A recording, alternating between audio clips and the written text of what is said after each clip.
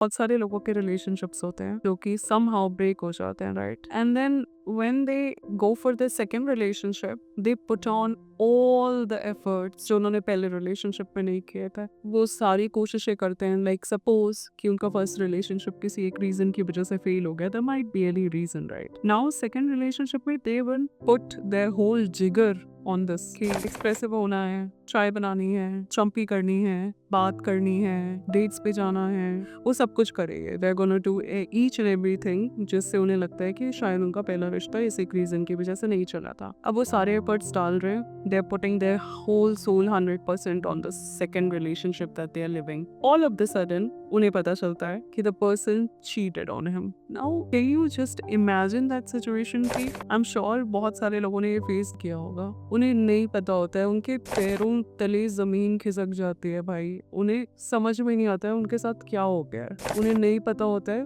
कि वाई नहीं, ये मेरे साथ कैसे हो गया। मुझे नहीं पता like how to explain you know this feeling to you कि कैसा फील होता है। बट ये एक सिचुएशन बहुत ही गंदी होती है गाइस, बहुत ही गंदी ये सिचुएशन होती है। आई have seen my friends, I have seen my people you know facing the situation. वो खुद को दोषी करार दे देते हैं यार। वो खुद को बोलते हैं कि यार शायद मेरी वजह से प्रॉब्लम हो गई। लोग एक ट्रॉमा में चले जाते हैं फॉर ईयर्स। उन्हें एक ऐसा ट्रॉमा हो जाता है जिसमें वो सो नहीं पा रहे होते हैं। वो एक साल तक उसी ट्रॉमे से जूझते रहते हैं। यू नो रात भर उन्हें चीजों के सपने आते हैं, वो सो नहीं पा रहे हैं, उन्हें वो विजुअल्स आ रहे हैं बिकॉज उन्हें ऐसा दिख रहा है कि okay their partner is with that certain guy. वो कुछ ऐसा कर रही है या वो कुछ ऐसा कर रहा है, okay they are kissing, they are doing this certain things, ऐसा हो रहा है वैसा हो रहा है। और वो एक ट्रॉमा ऐसा होता है जो ऑलमोस्ट उनके कई साल खा जाता है। बहुत कुछ उनकी लाइफ में इस एक चीज की वजह से बर्बाद हो जाता है। एंड सबसे बड़ी प्रॉब्लम तो ये होती है ना, उनको क्लोजर ही नहीं मिलता है इस एक चीज का। Why this thing has happened to them, उन्हें नहीं पता।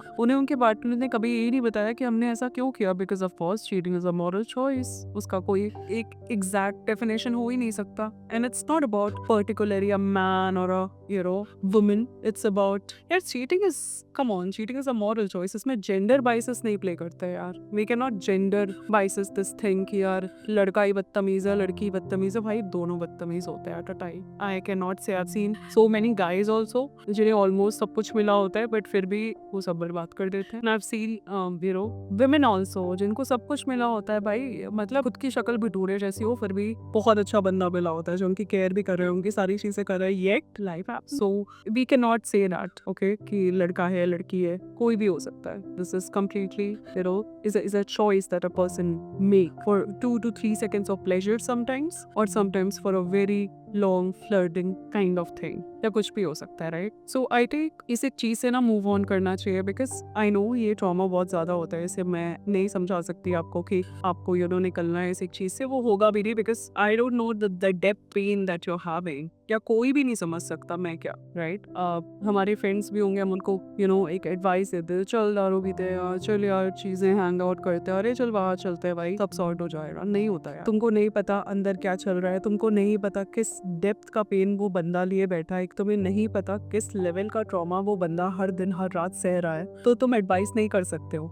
कि मुझे नहीं पता और मैं भी आपको एडवाइस नहीं कर सकती कि आपको क्या करना चाहिए बिकॉज मुझे भी नहीं पता, right? You have your own story and you know how to write it better. So what I can do is I can just give you a little bit of advice कि अगर तुम ये सोच रहे हो ना, यू नो काफी सारे लोग इतने डेस्परेट होते हैं, they give the person another chance, but trust me not gonna work. You know why it is not gonna work? Because it's not gonna work because वो trauma तो गया ही नहीं ना। That trauma is gonna play with your mind, with your soul for 1 year, 2 year, 3 years, 4 years or sometimes for life. It is going with your grave. Trust me, it is going with your grave. नहीं चाहता। आपको trust issues हो जाएंगे, दूसरे पे आप भरोसा नहीं कर पाओगे, या कभी कोई certain scenarios होंगे, आपको वही चीजें सारी you know your mind will play with you, वो सर्टेन सिनेरियोज आपको याद आने वाले हैं। तो ये होने वाला है। इट्स बेटर कि सेकंड चांस अगर आप उस बंदे को दे रहे हो ना, तो आप ये भूल जाओ कि आप अच्छे से सो पाने वाले हो। ऐसा नहीं होने वाला। Nothing is gonna work that good और आपको बहुत सारे ट्रस्ट इश्यूज हो जाएंगे। लेटर ऑन आपको और भी बातों से प्रॉब्लम्स होने लगेंगी and that relationship eventually is gonna shut. So it's better,